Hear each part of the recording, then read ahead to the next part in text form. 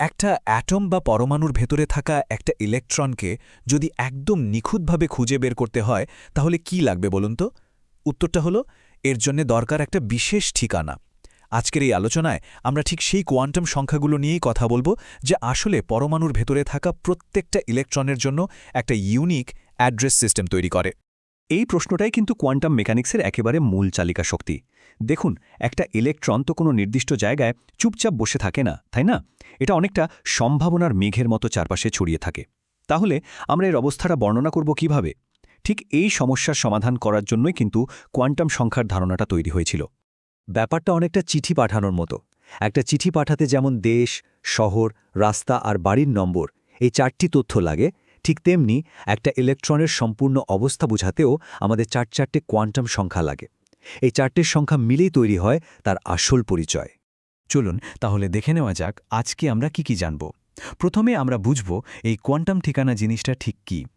এরপর এক এক করে দেখব এই 4টে সংখ্যা কিভাবে একটা ইলেকট্রনের সাইজ, শেপ, ওরিয়েন্টেশন আর স্পিন ঠিক করে দেয়। আর একদম শেষে আমরা একটা সত্যিকারের উদাহরণ দিয়ে এই কোডটা ভাঙার চেষ্টা করব। তাহলে আর দেরি কেন? চলুন প্রথম ধাপে যাওয়া যাক। আমরা এখন সেই 4টে সংখ্যার জগতে ডুব দেব যা একটা ইলেকট্রনের জন্য তার ইউনিক আইডেন্টিটি তৈরি করে।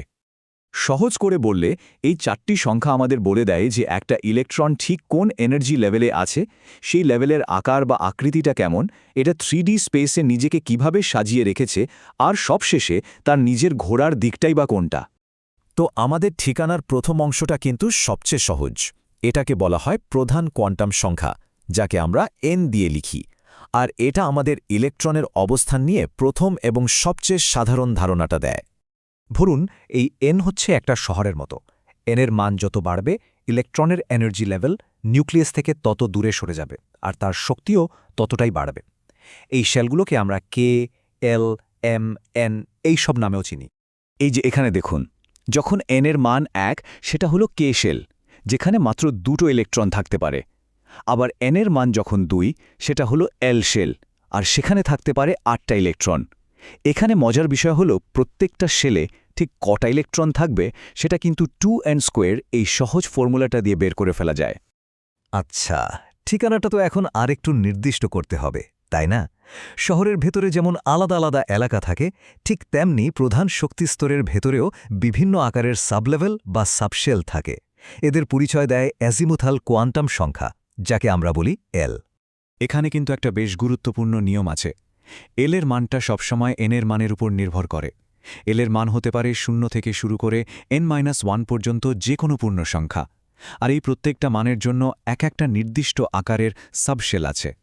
যেমন ধরুন এল এর মান যখন 0, তখন আমরা ওটাকে বলি এস সাবশেল, আর এর আকারটা হয় একদম গোল। মান যখন 1, তখন সেটা হলো পি সাবশেল, যা দেখতে অনেকটা ডাম্বেলের মতো। একইভাবে এল এর মান 2 আর 3 এর জন্য আছে ডি এবং এফ সাবশেল, যাদের আকৃতি আরও অনেক বেশি জটিল। আমরা কিন্তু এখন ঠিকানার প্রায় শেষ পর্যায়ে চলে এসেছি। এলাকার ভেতরে যেমন নির্দিষ্ট রাস্তা থাকে, তেমনি এই সাবশেলগুলো 3D স্পেসে এক একটা নির্দিষ্ট দিকে মুখ করে থাকে। এই ওরিয়েন্টেশন বা দিকবিন্যাসের তথ্যটাই আমাদের দেয় চৌম্বকীয় কোয়ান্টাম সংখ্যা বা এম। দেখুন, এই এম এর মানটা কিন্তু পুরোপুরি এল এর মানের ওপর নির্ভর করে। এর মান -l থেকে শুরু করে +l পর্যন্ত যে কোনো পূর্ণ সংখ্যা হতে পারে। যেমন পি সাবশেলের জন্য এল এর মান হল 1, তাই এম এর 3টে মান সম্ভব: -1, 0 আর +1। এই 3টে মান আসলে এক্স, ওয়াই আর জেড এই 3টে অক্ষ বরাবর সাজানো 3টে পি অরবিটালসকে বোঝায়। তার মানে ব্যাপারটা কি দাঁড়ালো? এল আমাদের বলছে অরবিটালের শেপ বা আকৃতি কেমন হবে, আর এম আমাদের বলছে সেই নির্দিষ্ট আকৃতির অরবিটালগুলো স্পেসে কত রকমভাবে নিজেদের সাজাতে পারে। প্রত্যেকটা এম মান মানেই হলো একটা আলাদা অরবিটাল। অবশেষে আমরা চলে এসেছি আমাদের ঠিকানার একদম শেষ অংশে, বলতে পারেন বাড়ির নম্বরে। এই সংখ্যাটা ইলেকট্রনের একটা খুব ব্যক্তিগত বৈশিষ্ট্য, তার ঘূর্ণন বা স্পিন সম্পর্কে আমাদের জানায়। একটা অরবিটালে কিন্তু সবচেয়ে বেশি 2টো ইলেকট্রন থাকতে পারে, তবে একটাই শর্ত, তাদের স্পিন বা ঘোরার দিকটা অবশ্যই উল্টো হতে হবে। মানে একটার স্পিন যদি হয় +½ তাহলে অন্যটার স্পিন হবে -½ ব্যাপারটা অনেকটা দুটো ছোট্ট চুম্বকের মতো, যাদেরকে একসাথে রাখতে হলে তাদের উত্তর আর দক্ষিণ মেরু উল্টো করে রাখতে হয়। আর এই নিয়মটা, যেটাকে পাউলির বর্জন নীতি বলা হয়, এটাই কিন্তু পুরো সিস্টেমটার মূল ভিত্তি। এর কারণেই প্রত্যেকটা ইলেকট্রনের একটা ইউনিক কোয়ান্টাম ঠিকানা থাকে। এই নিয়মটাই নিশ্চিত করে যে পরমাণুর ভেতরে প্রত্যেকটা ইলেকট্রনের একটা আলাদা পরিচয় থাকবে।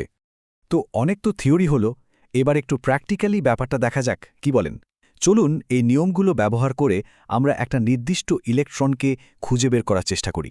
আমাদের চ্যালেঞ্জটা হলো ফ্লোরিন পরমাণুর জন্য এই কোয়ান্টাম ঠিকানাগুলো বের করা। ফ্লোরিন হলো ৯ নম্বর মৌল, আর আমরা বিশেষ করে এর একদম বাইরের দিকের ইলেকট্রনগুলোর ঠিকানা জানতে চাই। দেখুন, প্রসেসটা কিন্তু খুবই সহজ আর লজিক্যাল। প্রথমে আমরা ফ্লোরিনের ইলেকট্রন বিন্যাসটা লিখে ফেলব, 1s² 2s² 2p5। এরপর আমরা দেখব যে শেষ ইলেকট্রনগুলো 2p সাবশেলে আছে।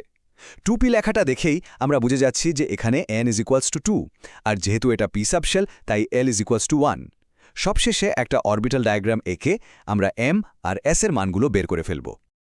আর এই দেখুন, ফলাফলটা আমাদের সামনে। এই টেবিলে ফ্লোরিনের শেষ 4টে ইলেকট্রনের ইউনিক ঠিকানা দেখানো হয়েছে। একটা জিনিস খেয়াল করুন, পাউলির বর্জন নীতি মেনে কোনো দুটো ইলেকট্রনের 4টে কোয়ান্টাম সংখ্যাই কিন্তু এক নয়। প্রত্যেকটা ইলেকট্রনের নিজস্ব আলাদা একটা সেট আছে। তাহলে পুরো বিষয়টা যদি এক কথায় বলি, তাহলে কি দাঁড়ায়? এই 4টি সংখ্যা n, l, m আর s একটা দারুণ নিয়ম মেনে চলে। n ঠিক করে দেয় মূল শক্তি স্তর, তার ভেতরে l ঠিক করে সাবশেলের আকৃতি, m ঠিক করে সেই আকৃতির অরবিটালগুলো কিভাবে সাজানো থাকবে, আর সবশেষে s ঠিক করে দেয় প্রত্যেকটা অরবিটালের ইলেকট্রনের ঘোরার দিক। এভাবেই সাধারণ কিছু নিয়ম থেকে একটা সম্পূর্ণ এবং অসাধারণ সিস্টেম তৈরি হয়েছে। ব্যাপারটা কিন্তু আসলেই ভাবনা, তাই না? ফিজিক্স বা পদার্থবিজ্ঞানের সৌন্দর্যটাই এখানে যে এটা প্রায়শই খুব জটিল ঘটনাকে খুব সহজ আর সুন্দর কিছু নিয়ম দিয়ে ব্যাখ্যা করে ফেলে। এই কোয়ান্টাম ঠিকানা আমাদের ঠিক সেই কথাই আরও একবার মনে করিয়ে দেয়।